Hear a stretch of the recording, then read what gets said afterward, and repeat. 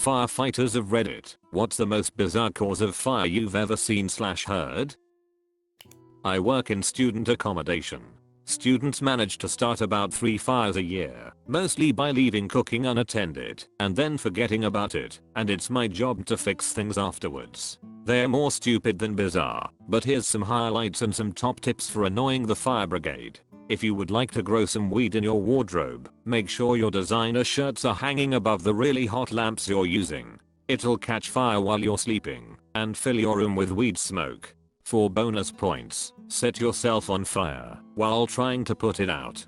Double bonus points, deny all knowledge of this to the fire brigade while you are obviously high, reek of weed and burning plastic, and have clearly been on fire recently. If you've decided candles are a fun thing to play with, do this indoors next to a big stack of paper towels. They absorb molten wax really well, but you might also end up with too much fire. If you've had enough, you can dispose of excess fire in the recycling bin. Flaming shots are a great way to liven up your party. Make sure you try to light them when you are already pissed as newts and have spilled vodka all over the kitchen table. You'll be doing this indoors, because of course you will. The university has banned fireworks on campus, but you can make your own by microwaving a variety of interesting things. Coconuts explode so violently they'll destroy the microwave and the nearby cupboards. Bonus points, have your boyfriend get mad and try to fight the bomb squad who are here to investigate the explosion. All these things happened over the 7 years I worked in various buildings. We were sent to a funeral home for a fire investigation. We arrived and there was light smoke coming from the rear door. The nicely dressed funeral director and his 2 female assistants met us at that door and were all slightly out of breath. They had just started the process of cremating someone, and when they were wheeling the body into the crematorium the thin particle board the body was on broke.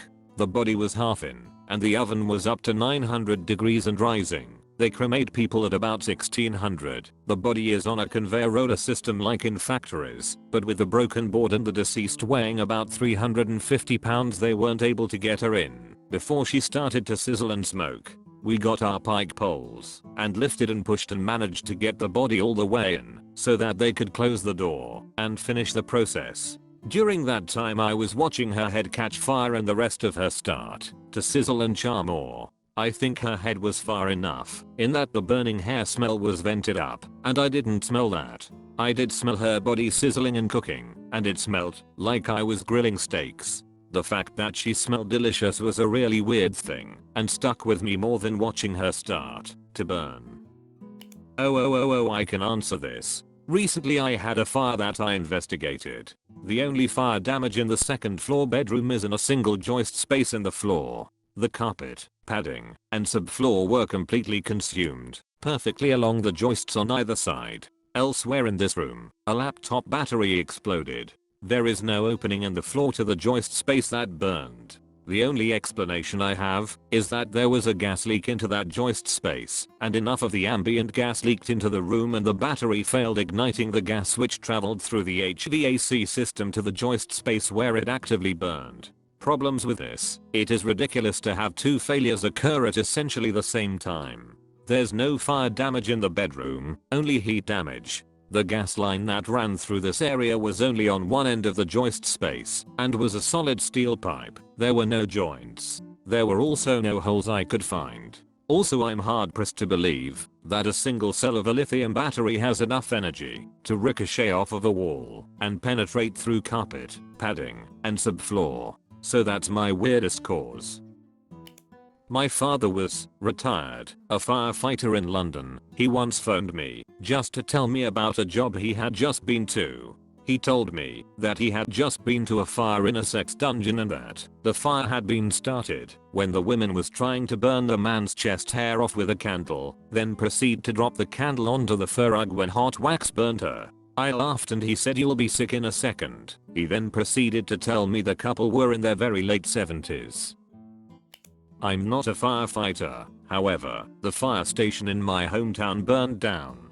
People started calling the fire station telling them it was on fire, and they didn't believe it until they finally walked outside and looked. They had just enough time to get the fire engines and a few things out before it got too bad. It ended up burning to the ground, and they had a new one built. Back when I worked EMS, I ran a medical call with a very difficult patient. The patient refused any care or transport. I did paperwork for a refusal and gave the patient a copy. The patient then said, "What the F am I supposed to do with this paper?" I said, "Burn it for all I care." 10 minutes later I'm back en route to that address for a structure fire. Not a firefighter, but my father was. One day he got called to a house fire on the outskirts of town. Upon arrival the whole house was engulfed in flames. However, the owner of the house, an older lady, desperately wanted to run back in and get her belongings. They had to restrain her. After the flames were put out, my father went through the rubble to hopefully find some of her belongings. Right in the middle of the house he found leftovers of a book, dolls, mason jars of oil, sand. Then it clicked, this lady was doing black magic. The lady's breath smelled like pure gasoline. She was doing a old ritual of spitting flammable liquids onto whatever she was casting a spell on. It's done with oil, usually, but I guess this lady didn't have the funds or brains, so she settled with gasoline, which she spat, put onto the dolls that what my dad assumes was surrounded by candles. Yup, a lady lit up her house by spitting out gasoline in the name of black magic. Because why not?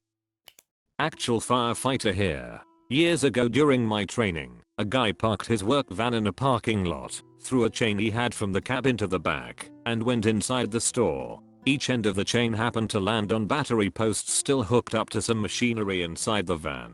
It sparked and melted the tarp it was on, and shortly the whole van was up in flames. Pretty crazy odds. We had 2 separate fires in a year that were caused by the sun shining through a window, through an object, and causing the magnifying glass effect. One was a glass paperweight sitting on top of a stack of papers. It burned a hole straight through the stack, down to the desk. It was wild. The other one escapes me at the moment. Might have been the sun shining through a glass bottle or something, if my memory serves me correctly. Either way, it's relatively bizarre to get a call like that, let alone 2, and both were fairly close to one another. Even more ironic, a friend of mine had this happen in his own home the same year. The sun was shining on a Santa Claus figurine and the fabric robe caught fire. There was a rash of fires in my area. After years they clued in that it had to be arson. After burning several hundred acres and evacuating a nearby town, the arsonist finally made a mistake. The arson investigators found his ignition device, which involved a cigarette that usually burned up in the blaze. But a single cigarette doesn't prove anything. However, the fire marshal got a gut feeling about it and decided to hit up the nearest gas station CCTV footage an hour prior to the blaze. To his surprise, he saw a local highway patrolman that was also a former fire department chief. The patrolman, who was also deeply religious and didn't smoke, bought a pack of cigarettes and left. The fire marshal contacted highway patrol and they examined the GPS coordinates of the patrolman at the time of the fire, and guess where he was? To bring him in quietly, they decided to have someone who he trusted request an interview in front of a camera in the county building where he'd be required to surrender his gun before entering. The trusted man they selected was the fire marshal himself, as they had fought fire together for years. The patrolman surrendered his gun willingly and entered the interview with the fire marshal, who proceeded to show him the evidence they had against him. Fortunately, the patrolman confessed to everything and surrendered, and has cooperated with authorities since. Firefighter for 10 years. Guy was refueling a large storage tank from a tanker truck. He was supposed to turn off truck while pumping, but he didn't. He overfilled storage tank. Gas fumes got sucked into diesel engine and ignited. Kaboom. Worst fire I ever went to. Thought I was dead for sure when the tanker blew up in front of us. Fire chief here. A guy left his house with his wife to a party. Came back alone to his house because he forgot something. Picked up several petrol canister from the garage and poured it all over the house. He wanted to scam the insurance because the debt was too high and he cannot pay it anymore. He wanted to burn down the house slowly and returning to his wife to the party. The moment he lit the match, a huge explosion occurred which destroyed all windows immediately and most of the surrounding area. Got some serious burns and the whole street smelled like a petrol station blew up. 2 people inside the house on the upper floor in a different apartment were injured too, so he was sentenced to jail also for attempted murder because he knew they were inside. Okay, I finally have something for one of these. We had a very mentally ill man living in his hoarder home. It was foul and full of his special modifications and renovations, such as removing the stairs to the 3rd floor and cutting holes in the floor. This was, naturally, to allow the smoke to vent out from the basement. What smoke, you ask? The smoke from his 55-gallon burn barrel he used to stay warm. He made it out fine, but we spent 5 hours dumping water on this dragon's hoard of shit after one of the barrels finally started a fire. That's it for today. Take care of each other, and I'll see you all tomorrow.